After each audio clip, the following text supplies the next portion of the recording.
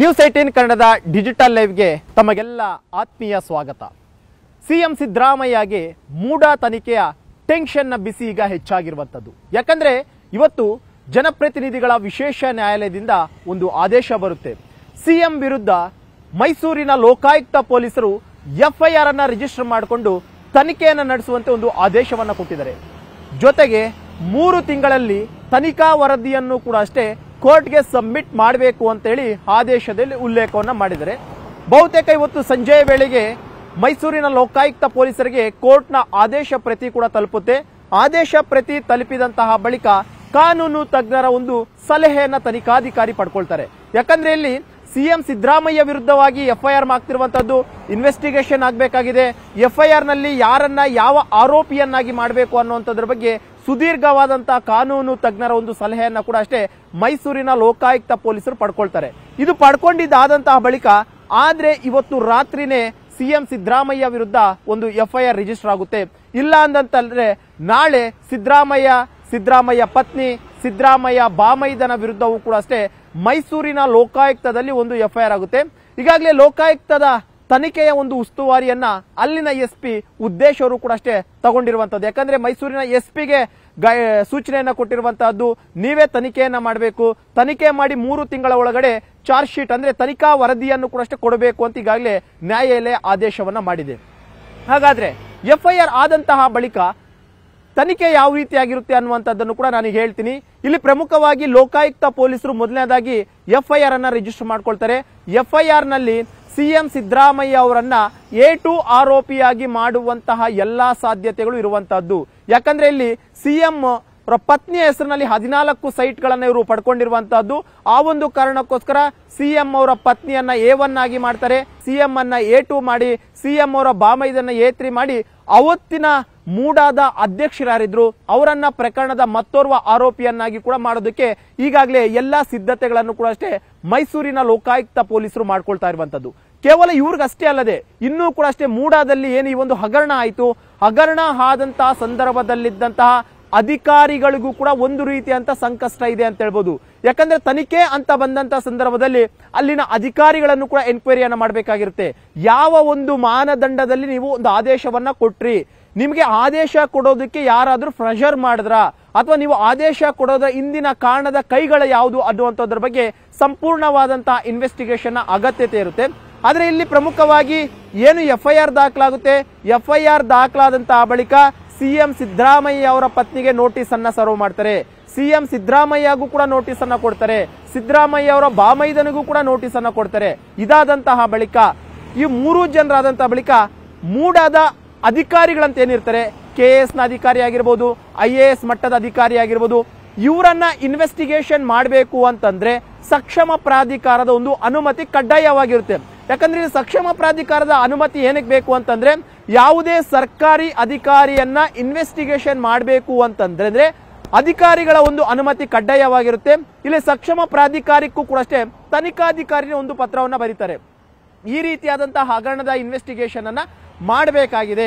ಈ ಹಗರಣ ನಡೆದಂತಹ ಸಂದರ್ಭದಲ್ಲಿ ಇಂತಹ ಅಧಿಕಾರಿಗಳು ಇಲ್ಲಿ ಅಧಿಕಾರದಲ್ಲಿದ್ರು, ಅವರದ್ದು ಕೂಡ ಅಷ್ಟೇ ಒಂದಷ್ಟು ಆದೇಶ ಆಗಿರಬಹುದು. ಈ ಪ್ರಕರಣದ ಮೂಡಾ ಸೈಟ್ಗಳನ್ನು ಹಂಚಿಕೆ ಮಾಡಿರುವಂತದ್ರಲ್ಲೂ ಕೂಡ ಇವರ ಪಾತ್ರ ಇರುವಂತ ಒಂದು ಆರೋಪ ಇದೆ. ಯಾಕಂದ್ರೆ ದೂರುದಾರರು ಯಾರೆಲ್ಲ ಇದರಲ್ಲಿ ಇನ್ವಾಲ್ವ್ಮೆಂಟ್ ಇದ್ದಾರೆ ಅನ್ನುವಂಥದ್ರ ಬಗ್ಗೆ ಸುದೀರ್ಘವಾದಂತಹ ದೂರಿನಲ್ಲಿ ಉಲ್ಲೇಖವನ್ನ ಮಾಡಿದರೆ ಆ ಒಂದು ದೂರಿನ ಮೇರೆಗೆ ಸಕ್ಷಮ ಪ್ರಾಧಿಕಾರಕ್ಕೂ ಕೂಡ ಅಷ್ಟೇ ಮೈಸೂರಿನ ಲೋಕಾಯುಕ್ತದ SP ಅವರು ಒಂದು ಲೆಟರ್ ಅನ್ನ ಬರೀತಾರೆ. ಆ ಲೆಟರ್ ಅನ್ನ ಅನುಸರಿಸಿ ಸಕ್ಷಮ ಪ್ರಾಧಿಕಾರವು ಕೂಡ ಅಷ್ಟೇ ಅನುಮತಿಯನ್ನ ಕೊಡಬೇಕಾಗುತ್ತೆ. ಇಂತಹ ತನಿಖೆಯಲ್ಲಿ ಇಂತಹ ಅಧಿಕಾರಿನ ಇನ್ವೆಸ್ಟಿಗೇಷನ್ ಮಾಡಬಹುದು ಅಂತೇಳಿ, ಅಥವಾ ಸಕ್ಷಮ ಪ್ರಾಧಿಕಾರ ಅದನ್ನ ಡಿಲೇ ಕೂಡ ಮಾಡಬಹುದು. ಇಲ್ಲಿ ಪ್ರಮುಖವಾಗಿ ಮೈಸೂರಿನ ಲೋಕಾಯುಕ್ತ ಪೊಲೀಸರಿಗೆ ಇರುವಂತ ಟೈಮ್ ಲಿಮಿಟ್ಸ್ ಕೇವಲ 3 ತಿಂಗಳು ಮಾತ್ರ. 90 ದಿನದಲ್ಲಿ ಈ ಮೂಡಾ ಸೈಟ್ ಹಗರಣದ ಬಗ್ಗೆ ಸಂಪೂರ್ಣವಾದಂತಹ ಇನ್ವೆಸ್ಟಿಗೇಷನ್ ಮಾಡಬೇಕಾಗಿರುತ್ತೆ. ಇನ್ವೆಸ್ಟಿಗೇಷನ್ ಆದಂತ ಬಳಿಕ ತನಿಖಾ ವರದಿಯನ್ನು ಕೂಡ ಅಷ್ಟೇ ಕೊಡಬೇಕಾಗಿರುತ್ತೆ. ಇಲ್ಲಿ ಸಿಎಂ ಸಿದ್ದರಾಮಯ್ಯ ವಿರುದ್ಧವೂ ಕೂಡ ಅಷ್ಟೇ ಸಾಕಷ್ಟು ಆರೋಪಗಳೇನು ಕೇಳಿ ಬರ್ತಾ ಇದೆ ಅಂತಂದ್ರೆ 2014ರಲ್ಲಿ ಸಿದ್ದರಾಮಯ್ಯರು ಉಪಮುಖ್ಯಮಂತ್ರಿ ಆಗಿದ್ರು. ಈ ಒಂದು ಟೈಮ್ ನಲ್ಲಿ ಹಂಚಿಕೆ ಆದಂತಹ ಸೈಟ್ಗಳನ್ನು ಇವರು ಕೃಷಿ ಭೂಮಿಯಾಗಿ ಬದಲಾವಣೆಯನ್ನ ಮಾಡಿದ್ದಾರೆ, ಅದಕ್ಕೆ ಸಿದ್ದರಾಮಯ್ಯ ಅವರೇ ಹೇಳಿ ಮಾಡಿಸಿರುವಂತದ್ದು ಅನ್ನುವಂತ ಒಂದು ಗಂಭೀರ ಆರೋಪವೂ ಕೂಡ ಇದೆ. ಆದ್ರೆ ಇಲ್ಲಿ ಪ್ರಮುಖವಾಗಿ ಅವತ್ತು ಸಿದ್ದರಾಮಯ್ಯನೇ ಹೇಳಿದ್ರು ಅನ್ನುವಂಥದ್ದಕ್ಕೆ ಸಾಕ್ಷ್ಯಾಧಾರಗಳು ಬೇಕಾಗಿದೆ. ಇಲ್ಲಿ ಇನ್ನೊಂದೇನು ಅಂತಂದ್ರೆ ಈ ಮೂಡಾ ಸೈಟ್ ಹಂಚಿಕೆ ಪ್ರಕರಣದಲ್ಲಿ ಸಿದ್ದರಾಮಯ್ಯವರ ಪಾತ್ರದ ಬಗ್ಗೆಯೂ ಕೂಡ ಉಲ್ಲೇಖವನ್ನ ಮಾಡಬೇಕಾಗಿರುತ್ತೆ. ಸೂಕ್ತ ಸಾಕ್ಷ್ಯಾಧಾರಗಳನ್ನು ಕೂಡ ಅಷ್ಟೇ ಕಲೆಕ್ಟ್ ಮಾಡಬೇಕಾಗಿರುತ್ತೆ. ಸಿದ್ದರಾಮಯ್ಯವರು ಯಾವ ರೀತಿಯಾಗಿ ಈ ಸೈಟ್ಗಳ ಹಂಚಿಕೆಯಲ್ಲಿ ಭಾಗಿಯಾಗಿದ್ದಾರೆ ಅನ್ನುವಂಥದ್ರ ಬಗ್ಗೆ ಕೂಡ ಸಂಪೂರ್ಣವಾದಂತಹ ಸಾಕ್ಷ್ಯಗಳನ್ನ ಕಲೆಕ್ಟ್ ಮಾಡಬೇಕಾಗುತ್ತೆ. ಇಲ್ಲಿ ಯಾವುದೋ ಒಂದು ಹೇಳಿಕೆಯನ್ನ ಮುಂದಿಟ್ಕೊಂಡು ಅದನ್ನ ಎವಿಡೆನ್ಸ್ ಆಗಿ ಮಾರ್ಪಾಟ್ ಮಾಡೋದಕ್ಕಾಗೋದಿಲ್ಲ. ಬದಲಾಗಿ ಯಾವುದೇ ಒಬ್ಬ ಅಧಿಕಾರಿಯಾಗಿರ್ಬೋದು, ಯಾವುದೇ ಒಬ್ಬ ವ್ಯಕ್ತಿ ಆಗಿರ್ಬೋದು, ಯಾರೇ ಹೇಳಿಕೆಯನ್ನ ದಾಖಲು ಮಾಡಿಕೊಂಡ್ರೂ ಕೂಡ ಅಷ್ಟೇ, ದಾಖಲೆ ಕೊಟ್ಟರೂ ಕೂಡ ಅಷ್ಟೇ, ಅದಕ್ಕೆ ಪೂರಕವಾದಂತಹ ಸಾಕ್ಷ್ಯಗಳನ್ನ ಸಂಗ್ರಹ ಮಾಡುವಂತಹ ಒಂದು ಕೆಲಸವನ್ನ ತನಿಖಾಧಿಕಾರಿಗಳು ಮಾಡಬೇಕಾಗಿರುತ್ತೆ. ಈಗ ಬಹುತೇಕ ಇವತ್ತು ಸಂಜೆಯ ಒಳಗಾಗಿ ಈ ಒಂದು ಕೋರ್ಟ್ನ ಆದೇಶದ ಪ್ರತಿ ಏನಿದೆ ಅದು ಲೋಕಾಯುಕ್ತದ ಎಡಿಜಿಪಿಗೆ ಹೋಗುತ್ತೆ, ಲೋಕಾಯುಕ್ತದ ಐಜಿಗೂ ಒಂದು ಹೋಗುತ್ತೆ, ನಂತರ ಮೈಸೂರಿನ ಎಸ್ಪಿಗೂ ಕೂಡ ಅಷ್ಟೇ ಒಂದು ಕಾಪಿ ಹೋಗುತ್ತೆ. ಈ ಆದೇಶ ಪ್ರತಿ ಬಂದಂತ ಬಳಿಕ ಎಫ್ಐಆರ್ ಅನ್ನ ದಾಖಲು ಮಾಡ್ಕೊಂತಾರೆ. ಎಫ್ಐಆರ್ ಆದಂತ ಬಳಿಕ ಇನ್ವೆಸ್ಟಿಗೇಷನ್ ಅಂದ್ರೆ ಅಫಿಷಿಯಲ್ ಆಗಿ ಇನ್ವೆಸ್ಟಿಗೇಷನ್ ಶುರು ಮಾಡ್ಕೊಂತಾರೆ. ಇನ್ವೆಸ್ಟಿಗೇಷನ್ ನಲ್ಲಿ ಯಾವ ತಂಡಗಳಿರಬೇಕು, ಯಾವೆಲ್ಲ ಅಧಿಕಾರಿಗಳಿರಬೇಕು, ಯಾವೆಲ್ಲ ಸಿಬ್ಬಂದಿ ಇರಬೇಕು ಅನ್ನೋಂಥದ್ರ ಬಗ್ಗೆ ಕೂಡ ಅಷ್ಟೇ ಐಜಿ ಮಟ್ಟದ ಅಧಿಕಾರಿಗಳು ಒಂದು ಸಭೆಯನ್ನ ಮಾಡ್ತಾರೆ.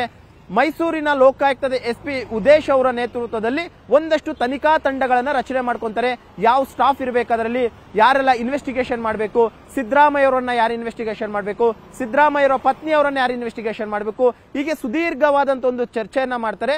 ಬಹುತೇಕ ಇವತ್ತು ರಾತ್ರಿಯೇ ಎಫ್ಐಆರ್ ಆಗುವಂತ ಸಾಧ್ಯತೆಗಳು ಕೂಡ ಇದೆ. ಮತ್ತೊಂದು ಕಡೆಗೆ ಇವತ್ತು ಎಫ್ಐಆರ್ ಆಗಿಲ್ಲ ಅಂತಂದ್ರೆ ನಾಳೆ ಮಧ್ಯಾಹ್ನದ ವೇಳೆಗೆ ಸಿದ್ದರಾಮಯ್ಯ ವಿರುದ್ಧವಾಗಿ ಮೈಸೂರು ಲೋಕಾಯುಕ್ತದಲ್ಲಿ ಒಂದು ಎಫ್ಐಆರ್ ಆಗುತ್ತೆ.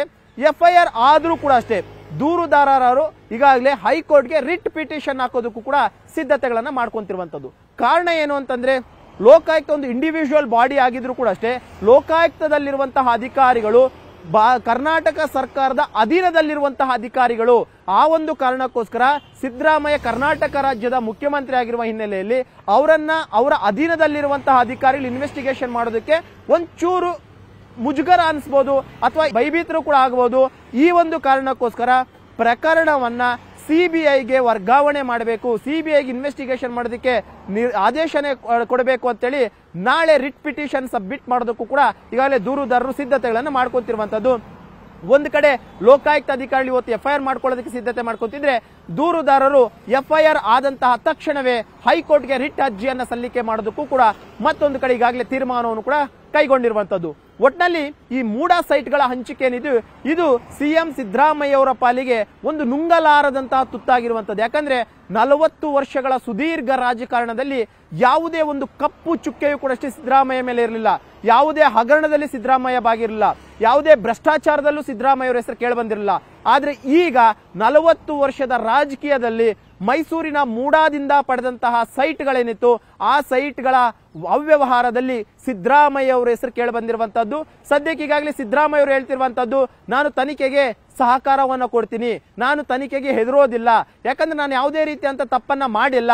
ಈ ಒಂದು ಕಾರಣಕ್ಕೋಸ್ಕರ ಯಾವುದೇ ತನಿಖಾ ಸಂಸ್ಥೆಯಿಂದ ಇನ್ವೆಸ್ಟಿಗೇಷನ್ ಮಾಡಿಸಿದ್ರು ಕೂಡ ಅಷ್ಟೇ ನಾನು ಅದಕ್ಕೆ ಸಿದ್ಧ ಆಗಿರ್ತೀನಿ ಅನ್ನುವಂತ ಒಂದು ಮಾತನ್ನ ಸಿಎಂ ಸಿದ್ದರಾಮಯ್ಯ ಅವರು ಕೂಡ ಈಗಾಗಲೇ ಹೇಳಿರುವಂತದ್ದು. ಈಗಾಗಲೇ ಇನ್ನೇನು ಜನಪ್ರತಿನಿಧಿಗಳ ವಿಶೇಷ ನ್ಯಾಯಾಲಯ ಆದೇಶವನ್ನು ಕೊಟ್ಟಿದೆ. ಆ ಆದೇಶದಂತೆ ಸಿಆರ್ಪಿಸಿ 156/3 ನ ಅಡಿಯಲ್ಲಿ ಲೋಕಾಯುಕ್ತ ಅಧಿಕಾರಿಗಳು ಎಫ್ಐಆರ್ ಮಾಡಿಕೊಂಡಿದ್ದು ಸಿಎಂ ಸಿದ್ದರಾಮಯ್ಯ ಅವರನ್ನ ಎಫ್ಐಆರ್ ನಲ್ಲಿ A2 ಆರೋಪಿಯಾಗಿ ಮಾಡ್ತಾರೆ ಅನ್ನುವಂತ ಒಂದು ವಿಚಾರಗಳು ಕೂಡ ಈಗಾಗಲೇ ಗೊತ್ತಾಗ್ತಾ ಇದೆ. ಕನ್ನಡಿಗರ ಮೆಚ್ಚಿನ ನಿಮ್ಮ ನ್ಯೂಸ್ 18 ಕನ್ನಡ ಈಗ ವಾಟ್ಸ್ಆಪ್ ನಲ್ಲಿಯೂ ಲಭ್ಯ. ಕರ್ನಾಟಕ ಮತ್ತು ದೇಶ ವಿದೇಶದ 360 ಡಿಗ್ರಿ ಸುದ್ದಿ ವಿವರವನ್ನ ನೀವು ನಿಮ್ಮ ಕೈ ಬೆರಳುಗಳಲ್ಲಿಯೇ ಪಡೆಯೋದಿಕ್ಕೆ ಈ QR ಕೋಡ್ ಅನ್ನ ಸ್ಕ್ಯಾನ್ ಮಾಡಿ. ನಮ್ಮ ಚಾನೆಲ್ ಅನ್ನ ಫಾಲೋ ಮಾಡಿ, ನೋಟಿಫಿಕೇಶನ್ ಆನ್ ಮಾಡಿ.